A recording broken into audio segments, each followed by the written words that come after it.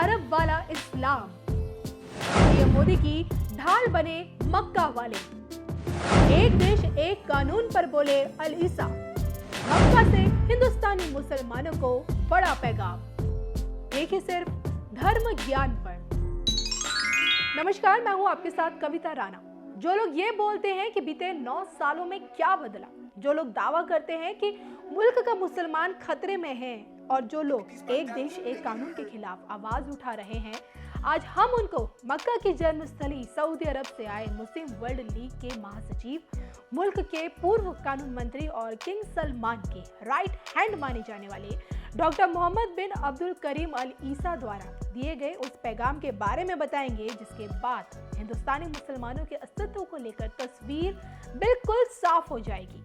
ये है मुस्लिम world league के महासचिव शेख अल ईसा, जो इन दिनों भारत दौरे पर आए हुए हैं। हाल ही में देखिए, राजधानी दिल्ली में इस्लामिक कल्चरल सेंटर की तरफ से एक कार्यक्रम का आयोजन किया गया और देश के राष्ट्र सुरक्षा सलाहकार यानी कि अजीत डोभाल और शेख अल ईसा दोनों इस कार्यक्रम में मौजूद थे। और इस खास मौके पर इस्लाम से लेकर मुसलमान और भारत की संस्कृति पर दोनों ही हस्तियों ने अपनी बातें रखी। लेकिन पहले हम आपको डॉक्टर अल ईसा ने भारत आकर क्या कुछ कहा वो बताएंगे। किस प्रकार भारत आकर डॉक्टर अल ईसा पीएम मोदी की ढाल बन चुके हैं, ये भी हम आपको बताएंगे। लेकिन उससे पहले हिंदू बहुल भारत की धर्मनिरपेक्ष छवि के लिए यूनिफॉर्म सिविल कोड कितना जरूरी है, इस पर पीएम मोदी की 2 मिनट की सबसे जरूरी बात एक बार सुनिए। भारत के मुसलमान भाई बहनों को भी ये समझना होगा कि कौन से राजनीतिक दल उन्हें भड़का करके उनका फायदा लेने के लिए उनको बर्बाद कर रहे हैं। आजकल हम देख रहे हैं कि यूनिफॉर्म सिविल कोड के नाम पर ऐसे लोगों को भड़काने का काम हो रहा है।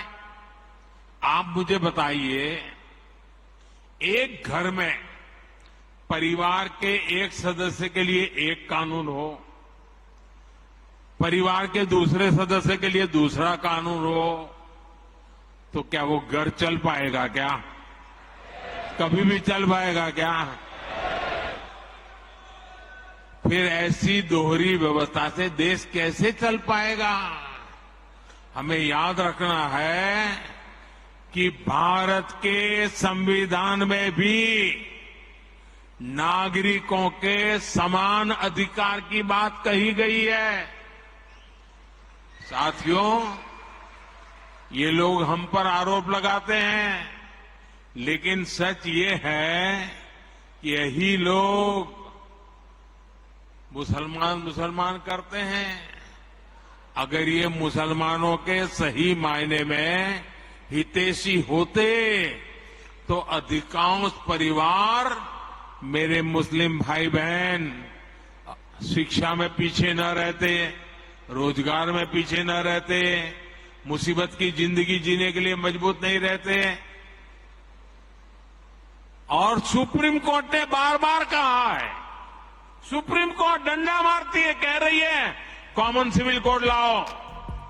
ओवैसी से लेकर अरशद मदनी जैसे ऐसे बहुत से लोग हैं इस वक्त, और राजनीतिक दल भी, जो यूसीसी का विरोध कर रहे हैं। दावा ये कर रहे हैं कि यूसीसी से दूसरे धर्म के लोगों को भी नुकसान होगा। देश की खूबसूरती के साथ छेड़छाड़ करने की कोशिश कर रही है मोदी सरकार, जरूरी मुद्दों से ध्यान भटकाने की कोशिश कर रही है मोदी सरकार। मोदी सरकार इस पर कानून लाना चाहती है जिससे कुछ होने वाला नहीं है नुकसान के सिवा। लेकिन क्या सच में इन दावों में, इन आरोपों में कहीं कोई सच्चाई है?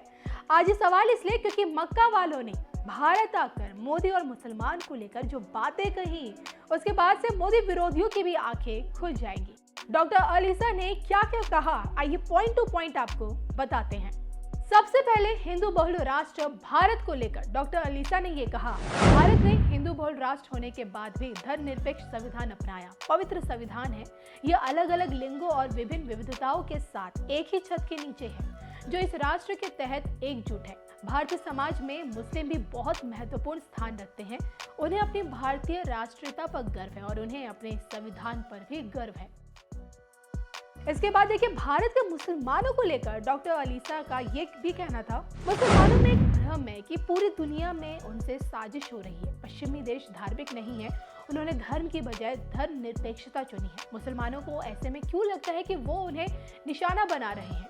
जो मुसलमान ऐसा सोचते हैं वो किसी षड्यंत्र की कहानी के शिकार हैं। इस्लाम कल्चर प्यार और संवाद के लिए खुला है। इस्लाम हमें सिखाता है कि जिससे मतभेद रखते हैं उसका भी सम्मान करें। तो देखिए, डॉक्टर अलीसा ने कहीं भी ना यूसीसी का कहीं कोई विरोध किया, ना ही हिंदुस्तानी मुसलमानों की सुरक्षा को खतरे में बताया। इसके उलट वो इस बात से हैरान है कि हिंदू बहुल राष्ट्र के बावजूद भारत धर्मनिरपेक्ष देश कैसे है। वहीं आपको ये बता दें कि मुस्लिम वर्ल्ड लीग का 2019 का घोषणा पत्र ये साफ कहता है कि जो जिस देश में रहे वहाँ के कानून, वहाँ के संविधान और संस्कृति उसे माननी ही चाहिए। जिसका मतलब बिल्कुल साफ है कि भारत में रह रहा व्यक्ति, चाहे वो किसी भी जाति से आता हो, किसी भी धर्म का क्यों ना हो, उसे एक देश एक कानून कबूल कर लेना चाहिए, क्योंकि यही नए भारत की सबसे बड़ी जरूरत है। तो डॉक्टर अलीसा के सामने एनएसए चीफ अजीत डोभाल भी देखिए खुद को ये कहने से बिल्कुल नहीं रोक पाए कि दुनिया का सबसे बड़ा लोकतंत्र और लोकतंत्रों की जननी के रूप में भारत अविश्वसनीय विविधता की भूमि है और देश में धार्मिक समूहों के बीच इस्लाम का अनूठा और महत्वपूर्ण गौरव का भी स्थान है। तो अब यहाँ गौर करने वाली बात यह है कि जब दुनिया के इस्लामिक देशों में आमतौर पर देखिए पारंपरिक शरिया कानून पर आधारित नागरिक कानून लागू हैं, जिसमें देखिए आपका सऊदी अरब भी है, तुर्की भी है और पाकिस्तान है, मिस्र है, मलेशिया है, नाइजीरिया, ये तमाम देश शामिल हैं। अमेरिका में भी देखिए यूनिफॉर्म सिविल कोड लागू है, जबकि वहाँ पे भी भारत की तरह वहाँ भी बहुत ही विविधता है। तो फिर देखिए हिंदू बहुल भारत में एक देश एक कानून लागू क्यों नहीं हो सकता? इस पे कमेंट करके अपनी राय जरूर दीजिएगा। It was indeed a treat to listen to him today and to see the visionary thought of a great scholar, a jurist, a person well versed with Islamic jurisprudence and understanding of the global events. His message is loud and clear that we live in harmony, we live in peace if you would like to protect the future of humanity.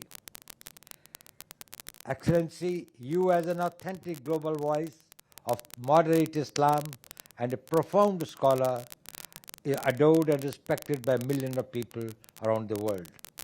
We in this hall were singularly fortunate to have this opportunity of hearing you. Excellency, your deep understanding of Islam and religions of the world, incessant efforts towards interfaith harmony, courage to persistently lead on the path of reforms is not only contributing to better understanding of Islam and its seminal contribution to humanity, but also preventing extremist and radical ideologies to plague the young minds. We are proud of the excellent relations that exist